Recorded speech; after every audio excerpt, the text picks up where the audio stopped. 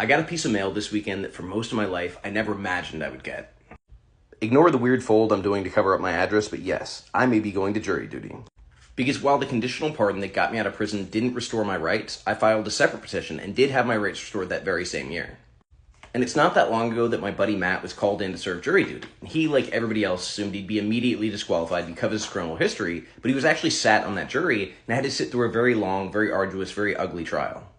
And it's really interesting to think about the perspective of someone who's been on the other side, who's been a defendant, and then whether or not to disclose that to the other jurors, to tell them, hey, I've been through this before. I know the things that can happen. I know what goes on behind the scenes.